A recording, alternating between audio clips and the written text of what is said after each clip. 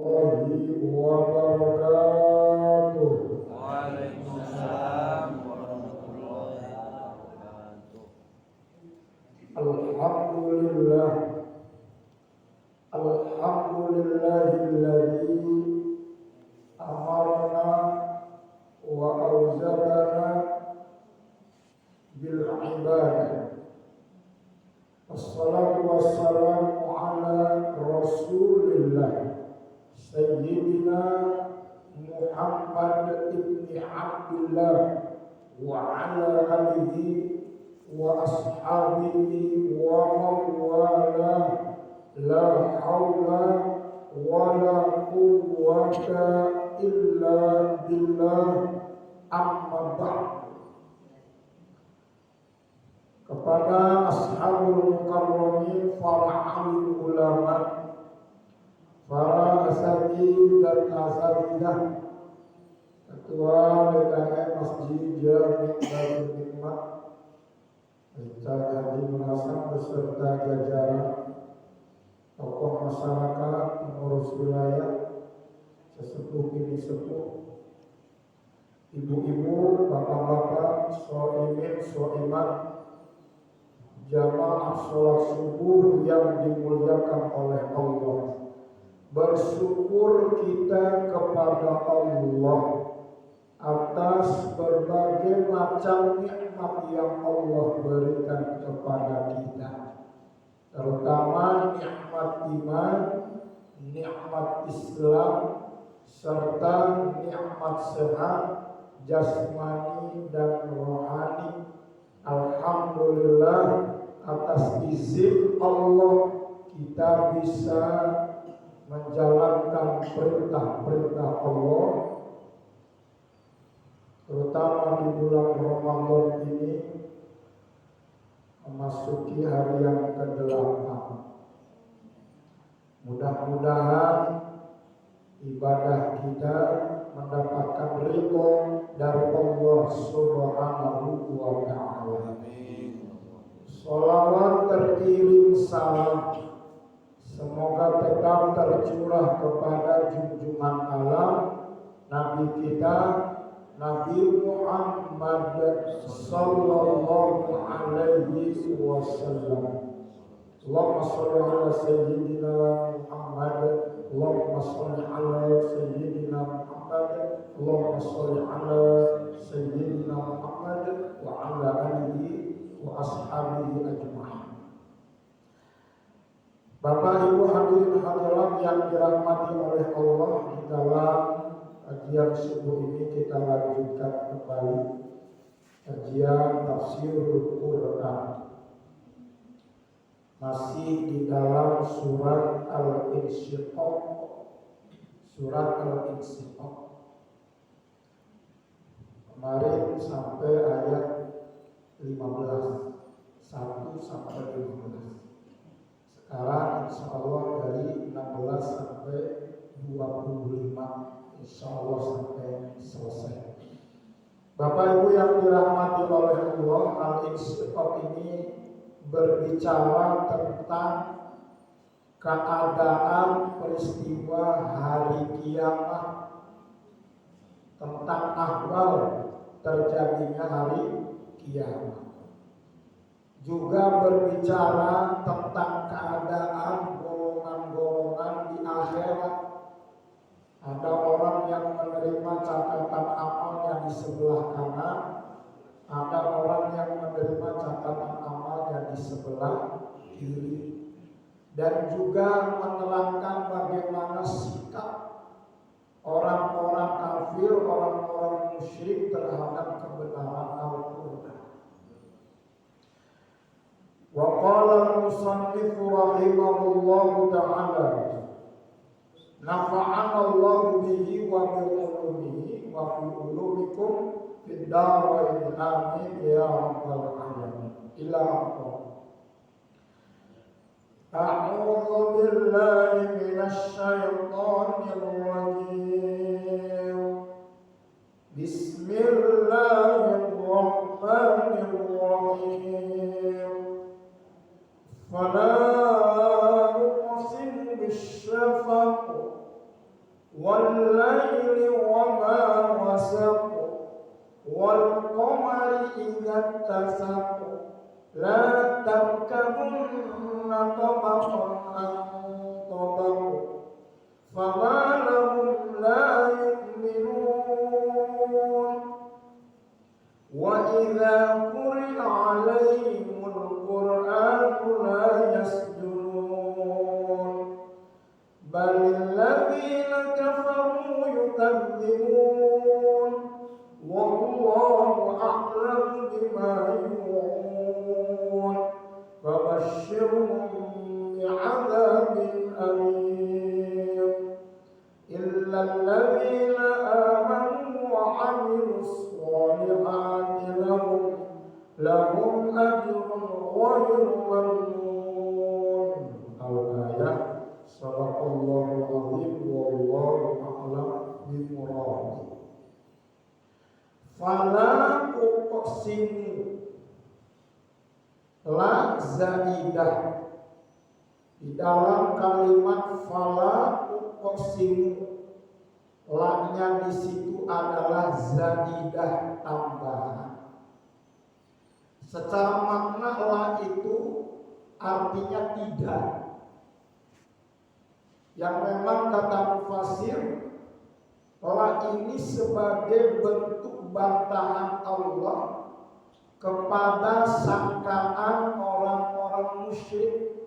Di ayat sebelumnya bahwa orang-orang musyrik, orang-orang kafir itu meyakini bahwa dirinya itu tidak akan dikembalikan kepada Allah, meyakini tidak akan dibangkitkan. Nah, keyakinan itu prasangka mereka itu dibantah oleh Allah. Apa? La, tidak demikian. Kemudian Allah bersumpah, uqsimu bisyafaq, maka sungguh aku bersumpah, kata Allah, bisyafaq, dengan syafaq. Apa itu syafaq? Wal khamratu fil ufuq ba'da ghurubi syamsi, yaitu awan merah di ufuk ba'da ghurubi syamsi, setelah terbenamnya matahari. Tuh Bapak Ibu yang dirahmati oleh Allah, yang dimaksud dengan syafaq yaitu awan merah ketika waktu terbenamnya matahari di ufuk barat. Ketika matahari itu terbenam, maka muncul awan merah. Itu yang dimaksud dengan syafaq. Kalau sudah matahari terbenam, muncul awan merah, berarti apa Pak? Datangnya waktu maghrib. Itulah waktu di mana yang sangat diharam-haramkan bagi kita orang yang berpuasa. Berarti apa? Datangnya bukan puasa. Wah, itu sangat diharapkan kedatangannya.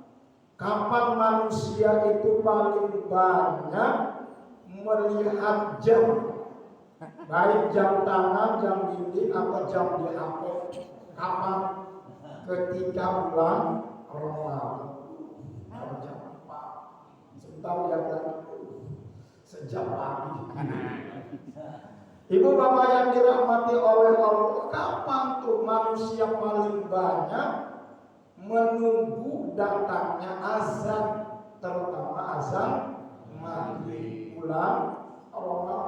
Maka luar biasa semangat ibadah di bulan Ramadan itu.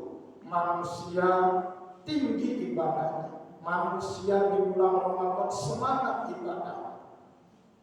Maka ada sebuah kata-kata bizar tentang Ramadan. Apa? Barang siapa orang yang sepanjang hidupnya adalah Ramadan, dalam artian sepanjang hidupnya adalah semangat ibadahnya ibadah Ramadan, maka insya Allah nanti di akhirat berbahagia.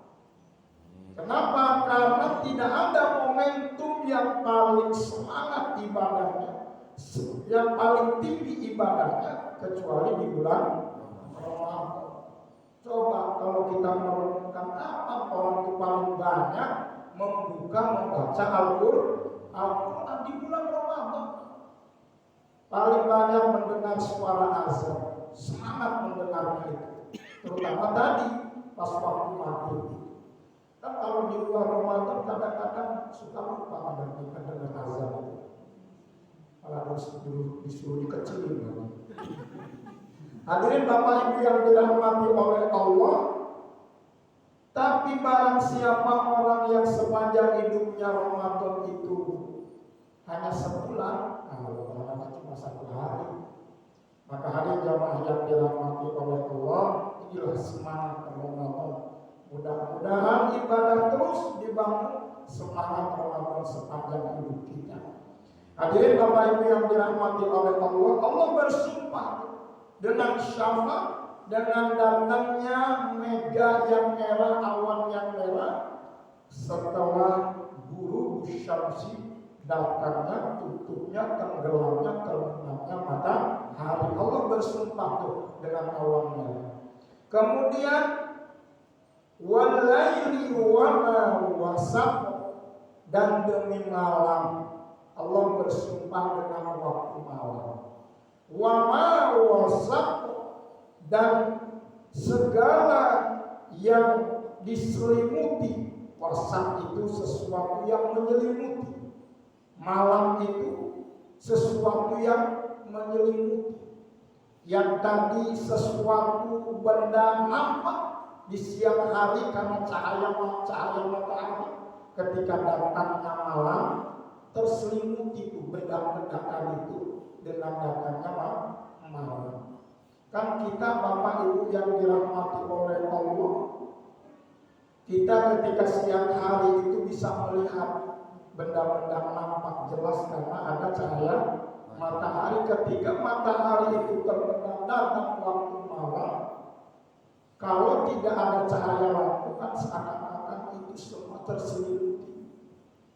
Seperti seakan-akan kita masuk ke dalam sebuah wazan atau panci ditutup rapat-rapat sehingga kita tidak bisa melihat apapun karena kita ini terselimuti.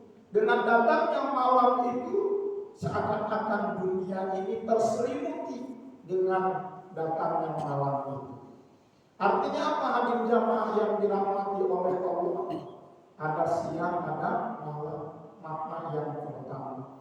Yang kedua, makna wasaq, jamaah ma dakhala alaihi minad dawami wa ghairiha, mengumpulkan apa yang masuk pada malam itu dari binatang-binatang ataupun selainnya. Jadi makna malam wasaq itu mengumpulkan sesuatu yang tadinya terpecah belah, terberai-berai, kemudian malam mengumpulkan. Bapak Ibu yang dirahmati oleh Allah, ketika datangnya siang, matahari terbit, itu burung mengepakkan sayapnya, terbang, pergi kemana? Mencari penghidupan. Ketika datangnya malam, burung itu kembali ke tempatnya, ke sarangnya, berkumpul lagi. Kita pun seperti itu. Ketika di siang hari, ibu, bapak, anak-anak dalam keluarga berpencar. Bapak pagi harinya pergi ke kampung, pergi ke pabrik, pergi ke sawah, ibu pergi ke pasar, anak-anak pergi ke sekolah, ada sekolah SMP, berpencar. Ketika datangnya malam, semua itu berkumpul lagi. Jadi malam itu mengumpulkan subhanallah. Bapak Ibu yang dirahmati oleh Allah, Bu, kapan suami ibu pulang ke rumah? Malamnya kumpulnya jam berapa? Jam berapa? Jam 7 Pak Ustaz. Alhamdulillah bisa kumpul, suaminya pulang jam 7. Kenapa? Karena ada juga yang suaminya pulangnya kumpul ke rumahnya datangnya jam 10. Bilang juga alhamdulillah. Karena pulangnya jam 10, karena ada juga seorang suami pulangnya jam 12 malam. Bilang juga Bu, alhamdulillah, karena ada juga suami yang pulang-pulang.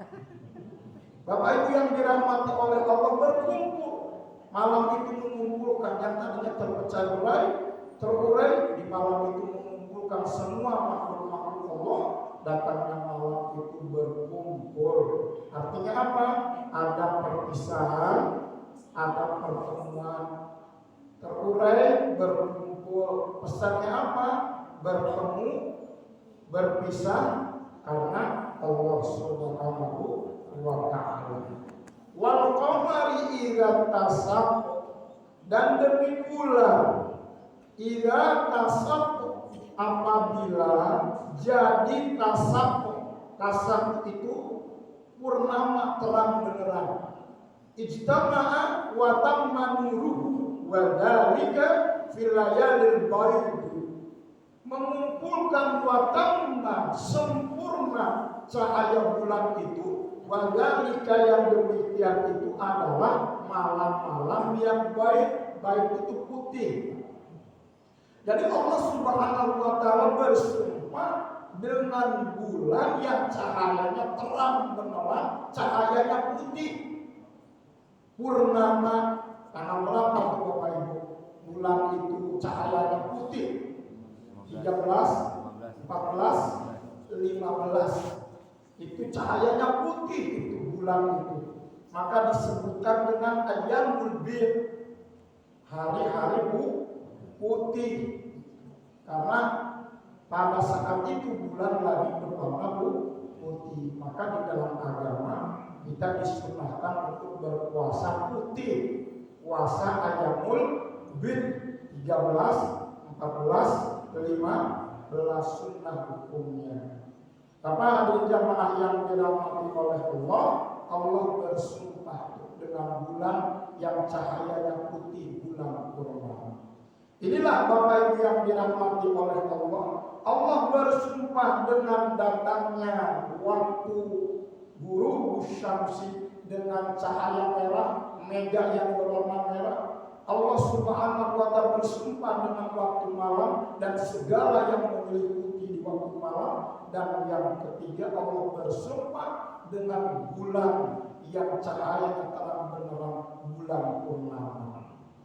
Artinya apa Bapak Ibu yang dirahmati oleh Allah? Di dalam kajian tafsir, ketika Allah itu menjadikan sesuatu itu menjadikan sarana sumpah, sesuatu itu dijadikan wasilah atau sarana sumpah untuk Allah, maka sesuatu itu, sarana itu menunjukkan keagungan, keistimewaan, makna yang luar biasa. Ada suatu perenungan, ada suatu pelajaran yang kita ambil.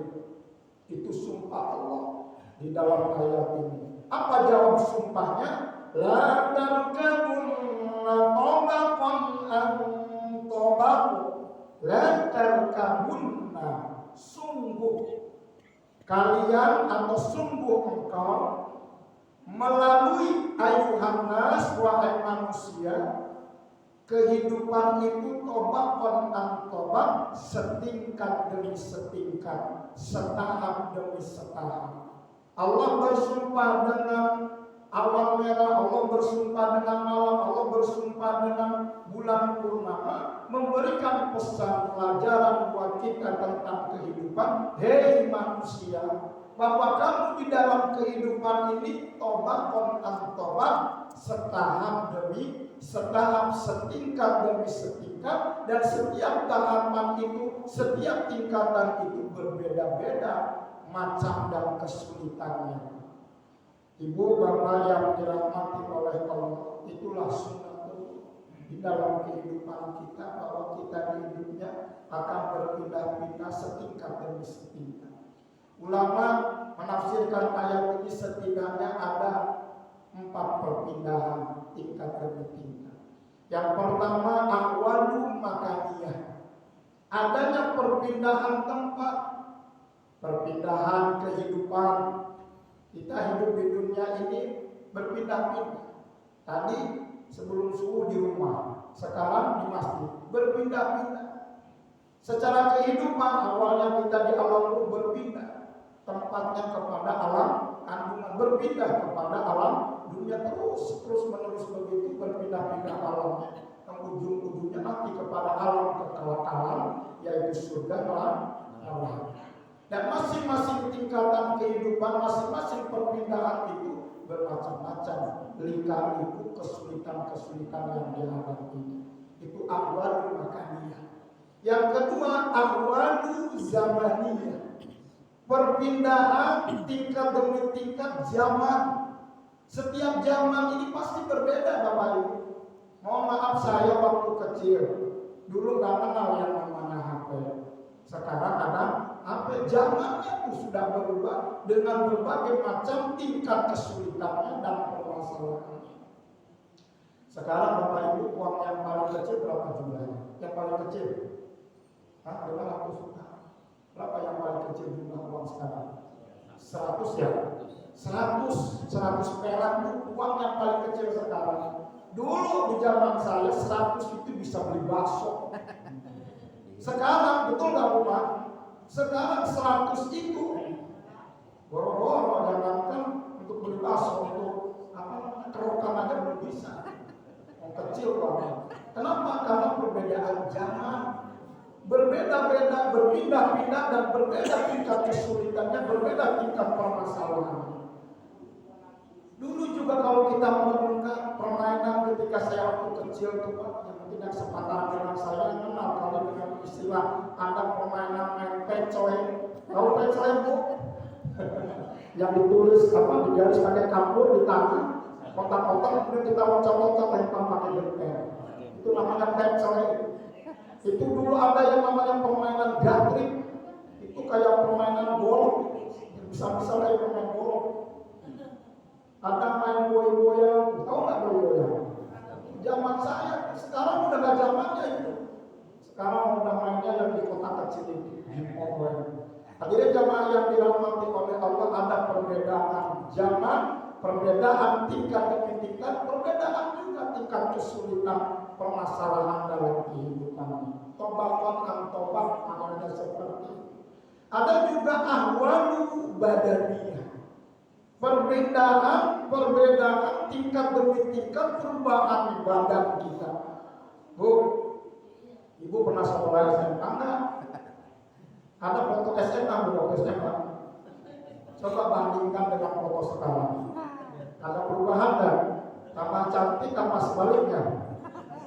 Ibu bapak yang dirahmati oleh Allah, artinya ada perpindahan setingkat demi setingkat, bahkan tingkat yang berubah akan menuju kepada kehancuran. Yang keempat, ahwalu qalbiyah.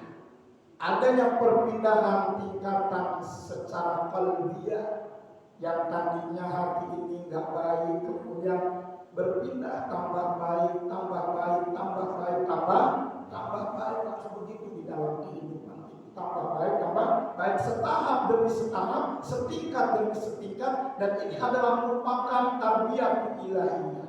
Model cara pendidikan Allah untuk menjadi yang lebih baik itu agar hidup ini setahap demi setahap. Dalam beribadah pun seperti itu, setahap demi setahap. Mungkin dulu ibu belum berhijab, sekarang alhamdulillah setahap demi setahap pakai hijab. Bapak dulu mungkin tidak datang ke masjid, sekarang alhamdulillah setahap demi setahap rajin datang ke masjid. Oleh karenanya apa? Pelajaran ini jangan pernah meremehkan, menghina, mencibir orang yang belum baik di dalam ibadah. Dia mah ibadahnya kok gitu sih? Gak kayak saya, hebat saya. Nah jangan seperti itu, karena kita pun dulunya pun tidak tahu di dalam kehidupan. La ta'lamuna syai'an, tidak mengetahui apa-apa. Kemudian Allah ciptakan kita pendengaran, Allah memberikan kita penglihatan, memberikan Allah hati. Untuk apa terus menerus dalam setingkat demi setingkat menuju kepada yang lebih baik. Ibadah puasa yang kita laksanakan sekarang Bapak Ibu, itu pun setahap demi setahap, setingkat demi setingkat. La'allakum tattaqun. La'alla itu artinya semoga kalian menjadi orang yang bertakwa. Kata-kata semoga, kata-kata la'alla, kata-kata mudah-mudahan artinya tobakon antobak. Allah perintahkan kepada kita ahwal qalbiyah, perpindahan hati yang tadinya belum baik menjadi baik, menjadi baik. Mudah-mudahan mudah-mudahan di dalam ibadah yang kita lakukan di bulan Ramadan terus meningkat ketakwaan kita kepada Allah Subhanahu wa Ta'ala. Hadirin yang dirahmati oleh Allah, itu la tarkabunna tobaqan an tobaq. Sungguh kamu di dalam kehidupan itu akan mengalami kehidupan setingkat demi setingkat, dan masing-masing tingkatan itu berbeda-beda tingkat kesulitannya. Itu makna yang pertama. Makna yang kedua, ada qiraah yang membacanya bukan la tarkabunna, tapi la tarkabanna. La tarkabanna, ba-nya difathahkan, la tarkabanna. Kalau tadi yang pertama la tarkabunna, kalau ini la tarkabanna. Kata mufasir, kalau la tarkabanna ini ditujukan khusus kepada Nabi kita, Nabi Muhammad Sallallahu Alaihi Wasallam, yang mana artinya, ya Muhammad, engkau akan mengalami perjalanan setingkat demi setingkat, tobaqan an tobaq. Apa? Peristiwa Isra Mi'raj. Karena ayat ini diturunkan sebelum peristiwa Isra wal Mi'raj.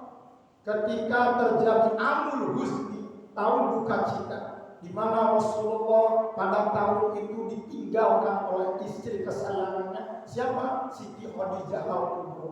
Wafat, meninggal dunia, sedih. Nabi kita Nabi Muhammad itu. Gak lama kemudian ditinggal, wafat oleh pamannya Abu Thalib. Dalam 1 tahun itu berenteng meninggal orang-orang yang disayang, sedihnya luar biasa. Dakwahnya ditolak di Mekah, pergi ke Taif berdakwah, bukan disambut tapi disambit sampai berlumuran darah. Rasulullah itu terjadi tahun duka cita. Allah berfirman, la tarkabanna tobaqan tobaq. Sungguh engkau yang Muhammad akan mengalami perjalanan setingkat demi setingkat, perjalanan Isra Mi'raj, perjalanan setingkat demi setingkat, dari langit 1, 2, 3 terus sampai Sidratul Muntaha bertemu dengan Allah, yang mana perjalanan itu mengandung hikmah pelajaran buat kita di dalam kehidupan ini. Di dalam kitab Dardirma yang menjelaskan tentang Isra Mi'raj, kisah tentang Isra Mi'raj, itu Rasulullah SAW diperlihatkan secara visual di dalam perjalanan itu, yang penglihatan itu, kejadian itu di luar nalar, dan itu menggambarkan tentang kehidupan. Ada 11 itu kalau dibaca di situ. Yang salah satunya Rasulullah itu digambarkan, diberikan penglihatan, ada seorang petani Pak nanam, hari itu juga panen. Kira-kira enak gak begitu? Nanam hari ini, ada hari itu juga jadi panennya, langsung mendapatkan hasilnya. Rasulullah heran, kok bisa gitu ya? Akhirnya bertanya kepada malaikat Jibril, ya Jibril, apa? Takbir apa ini? Kata malaikat Jibril, wahai Muhammad, itulah dari kalangan umatmu yang senantiasa mengeluarkan infak sedekahnya di jalan Allah, seakan-akan seperti itu. Dia keluarkan itu barang, dia keluarkan harta di jalan Allah, seakan-akan dia menanam, hal itu juga mendapatkan pahala yang banyak di sisi Allah Subhanahu wa Ta'ala. Menanam langsung itu mengajarkan kepada kita tentang perintah bersolat. Ada juga Rasulullah diperlihatkan melihat satu gambaran, ada lubang kecil. Lubang kecil ini keluar seekor sapi yang besar. Keluar sapi besar dari lubang kecil ini. Nah, sapi yang besar ini tiba-tiba pengen masuk lagi, nggak bisa. Sapi yang besar masuk ke lubang kecil, ya nggak mungkin. Rasulullah pun, gimana ini? Apa takdirnya? Malaikat Jibril menjawab, itulah nanti kalangan umatmu tentang ucapan perkataan. Ngomong gampang keluar, tapi untuk mencabut kembali ucapan omongan yang kita omongkan, yang kita ucapkan sulit, bahkan nggak bisa untuk dicabut kembali. Seperti seekor sapi besar masuk ke lubang kecil, artinya apa? Nggak mungkin bisa diambil kembali ucapan itu. Artinya hati-hati dalam berkata-kata apa yang kita bicarakan. Bapak hadirin, Bapak Ibu yang dirahmati oleh Allah, la tarkabanna tobatan tobat. Itu makna yang kedua. Makna yang ketiga, la tarkamunna tobatan tobat apa halan ba'da halin wa huwal maut summal hayatu wa ma ba'daha min ahwalil qiyamah. Yaitu suatu keadaan setelah keadaan, yaitu kematian, kemudian kehidupan, wa ma ba'daha, dan keadaan setelah kematian dan kehidupan itu, yaitu min ahwalil qiyamah, yaitu hari kiamat. Setelah hidup kita di dunia, mati, dihidupkan lagi tuh yang disebut dengan hari berbangkit. Kemudian di hari kiamat, hari akhirat, kita akan menghadapi prahara kehidupan setahap demi setahap, setingkat demi setingkat, ujung-ujungnya nanti kehidupan yang kekal abadi. Apa itu? Neraka atau surga. Jadi jamaah yang dirahmati oleh Allah, la tarkamunna tobatan tobat. Fama lahum la yu'minun. Maka mengapa mereka ayul kufari, orang-orang kafir, tidak beriman? Kenapa sih mereka yang tidak beriman? Aymani ilahundal iman, ayujatilahu. Apa sih yang menyebabkan mereka ini tidak beriman? Apa sih hujat mereka ini tidak beriman? Padahal faktanya, buktinya udah jelas. Bahkan kata ulama mufasir, ini kalimat ta'ajub, kalimat heran, bahasa heran bahwa padahal buktinya udah jelas, faktanya udah jelas, masih aja tidak percaya. Kalimat heran, kita nyobain makanan, makanannya pada apa seorang enak, kata orang enak semua, hampir 10 orang ngomong makanan ini enak. Kemudian dicobain, dia bilang enak nggak enak, enak banget. Maka orang lain bilang enak, kamu nggak enak, jangan-jangan bermasalah kamu ini. Nah ini kalimatnya kalimat ta'ajub itu begitu. Famalahum la yu'minun. Heran, kenapa mereka nggak beriman padahal faktanya buktinya udah jelas. Wa idza quri'a 'alaihimul Qur'anu la yasjudun. Dan mengapa mereka apabila dibacakan Al-Quran atas mereka itu la yasjudun, mereka tidak sujud. Yakhdamuna bi ayyuminu bihi bil i'jaz, artinya tunduk dengan cara beriman dengan Al-Quran karena mukjizat Al-Quran. Kenapa? Heran juga.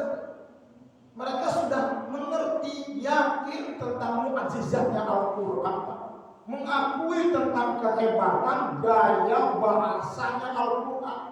Mereka hebat dalam menulis sastra, gaya bahasa sastra. Dan mereka sebenarnya mengakui hebatnya tentang gaya bahasa Al-Quran, tentang mukjizatnya, tapi tidak mau mengakui, tidak mau bersujud sebagai bentuk mengagungkan Al-Quran. Maka hadirin jamaah yang dirahmati oleh Allah, tentang sujud tilawah. Memang mendengar Bapak Ibu syariat sujud tilawah. Di dalam Al-Quran itu ada 15 tempat ayat kita disunahkan untuk sujud tilawah. Salah satu ayat ini. Wa idza quri'a 'alaihimul Qur'an la yasjudun, disunahkan untuk sujud tilawah. Bahkan ada ulama yang wajib nih ketika ayat ini dibaca untuk sujud. Kenapa? Karena ini menceritakan ada orang yang mendengar Al-Quran tapi tidak mau mengimani Al-Quran, padahal dia sudah meyakini itu akan kebenaran Al-Quran tapi tidak mau sujud terhadap Al-Quran. Bapak Ibu yang dirahmati oleh Allah, balil ladzina kafaru yukadzibun, tetapi orang-orang yang kafir itu yukadzib selalu mendustakan bil ba'si wa ghairi, mendustakan hari berbangkit dan yang lainnya, mendustakan kebenaran Al-Quran, mendustakan Rasulullah, mendustakan hari berbangkit, hari kiamat dan lainnya, padahal sudah tahu dia itu bahkan mengenal Rasulullah itu dari mereka itu seperti seorang ayah mengenal kepada anaknya. Bagaimana kenalnya Tuhan? Mereka Tuhan, orang-orang kafir itu mengenal Rasulullah seperti seorang ayah mengenal anaknya. Begitu jelas bagaimana keyakinan terhadap kebenaran dakwah Rasulullah. kebenaran tentang Al-Quran, terjadinya hari kiamat, sudah tahu. Tapi yukadzib mendustakan. Ya, kalau bahasa kita apa ya? Bebel. Udah tahu begini bebel. Ilustrasi cerita tentang yukadzib itu begini. Ada 2 orang adik kakak katanya. Setelah sholat subuh keluar, kemudian melihat di atas rumah ada sebuah benda, ya sejenis binatang di atas rumahnya. Kata abangnya, dia lihat di rumah kita tuh ada benda binatang. Tebak di binatang apa di atas? Kata adiknya, kayaknya sih itu burung bang. Kata abangnya, bang itu mah kucing. Masih diterima tuh alasannya karena masih gelap. Ya habis subuh masih gelap. Ketika matahari terbit, mulai kelihatan ada kakinya 2, ada paruhnya. Kata si adiknya bukan bang, itu burung. Apa kata kakaknya? Itu mah kucing. Ada kucing yang kakinya 2 gitu. Nah ini mau mengilustrasikan tentang yukadzib. Nah, akhirnya apa? Matahari naik, mulai tinggi, mulai kelihatan jelas. Apa binatang itu? Mulai kelihatan ada bulunya, mulai kelihatan ada sayapnya. Kata si adiknya tuh karena itu burung tuh kelihatan ada sayapnya, bulunya ada kelihatan. Apa kata abangnya? Itu mah kucing juga ada yang ada sayapnya. Nah itu namanya bebel. Terus ini membuktikan lagi si adiknya ini ambil batu pak, dilempar itu, tertabus ngepakkan sayapnya. Tukar bang, burung terbang. Apa jawabannya? Kucing juga ada yang bisa terbang. Akhirnya jamaah yang dirahmati oleh Allah yukadzib, maknanya itu. Tahu sebenarnya itu pak, karena memang ada unsur apa? Kedengkian, ego. Yang gak mau kalah mandinya gua kan abang, senior gitu. Nah itu karena unsur kedengkian, ada unsur kebencian kepada Rasulullah. Padahal dia tahu ada unsur kedengkian, ada unsur kebencian, sehingga tertutup kebenaran. Makanya ini pelajaran buat kita, Bapak Ibu. Kalau hati kita ada kebencian kepada seseorang, mohon maaf. Walaupun orang itu ngomong benar, Pak. Karena kita ini sudah benci sama orangnya. Dalam pandangan kita tuh jelek aja tuh. Karena ada kebencian. Yang kedua, ada unsur finansial. Takut-takutnya kalau menampakkan iman, mengikuti Rasulullah, takut-takut jabatannya hilang, duitnya hilang, dukungannya hilang gara-gara menampakkan keimanan. Tuh baliladzina kafaru yukadzibun, mereka selalu mendustakan. Wallahu a'lamu bima yu'un, dan Allah Maha tahu terhadap apa yang mereka sembunyikan. Yajma'una fi surufihim minal kufri wa tarbih wa amal su'i, mengumpulkan dalam catatan mereka dari kekufuran, kedustaan, dan amal-amal keburukannya. Allah Maha tahu. Sehingga apa Allah katakan, fabashirhum bi'adzabin alim, kabarkan kepada mereka, beri kabar gembira kepada mereka. Kabar gembira apa? Bi'adzabin alim, azab yang pedih, muklim yang menyakitkan. Lo kalimatnya kabar gembira, ujung-ujungnya meyakinkan. Nah ini kalimat istihza, kalimat untuk meremehkan, kalimat untuk menghina. Fabashirhum bi'adzabin alim. Ya contohnya gini, ibu bilang sama anaknya, nah jangan makan cabai ya, nanti perut kamu sakit, entar mencet-mencet ya. Kata ibunya, apa-apa mah, itu cabai ini, ayo bakal tiap hari cabai. Sakit perut beneran, ngadu sama mamanya, perut aku sakit mah, perut aku sakit mah. Apa bilang mamanya? Nikmat ya. Nah itu kalimat istihza. Kok nikmat, sakit perut tidak nikmat, sakit perut dibilang enak. Nah, itu namanya kalimat istihza, kalimat untuk meremehkan, untuk menghinakan. Ini sama. Fabashirhum bi'adzabin alim, kabar gembira buat mereka apa? Neraka, siksa yang amat pedih. Illal ladzina amanu wa amilus sholihati lahum ajrun ghairu mamnun. illa ailakinna, tetapi orang-orang yang beriman, kita semuanya, wa amilus sholihat, beramal soleh, lahum bagi mereka ajrun ghairu mamnun, ada pahala yang tidak terputus-putus. Orang yang beriman kepada Allah, beriman kepada Rasulullah, beriman kepada Al-Quran, meyakini kebenaran alam akhirat, maka dibuktikan keimanan itu dengan amal soleh, maka mereka akan mendapatkan pahala yang tidak terputus-putus, ghairu mamnunin, tidak terputus, wala mangkusin, dan tidak akan dikurangi, wala yunabbi alaihi, dan tidak akan diceritakan pahala itu kepada mereka yang mendustakan Al-Quran. Surah wallahu a'lam bishawab. Inilah hadirin jamaah yang dirahmati oleh Allah, kajian kita tentang surat Al-Insyiqaq. Mudah-mudahan ada manfaatnya. Kebenaran datang dari Allah Subhanahu wa taala, kehilafan dan kesalahan datang dari saya pribadi. Al-Fatihah.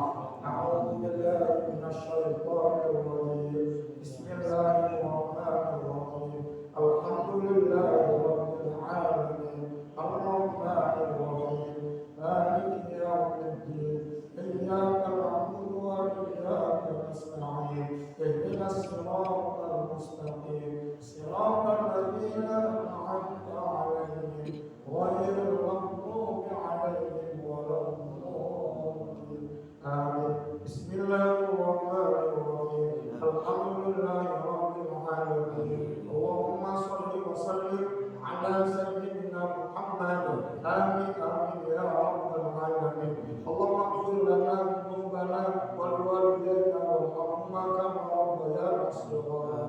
Rabbana taqabbal minna siyamana wa qiyamana wa salatana wal wudu'ana wal qira'atana wa ta'abbudana wa tammim taqsirana ya Allah ya arhamar rahimin. Allahumma inna nas'aluka ridhaka wal jannah wa na'udzu bika min sakhatika wan nar. Allahumma innaka 'afuwwun karim tuhibbul 'afwa fa'fu 'anna ya karim. Rabbana hab lana min azwajina wa dhurriyyatina qurrata a'yun waj'alna lil muttaqina imama. Rabbana atina fid dunya hasanah wa fil akhirati hasanah wa qina adzabannar. Wa sallallahu ala sayyidina Muhammad wa ala alihi wa sahbihi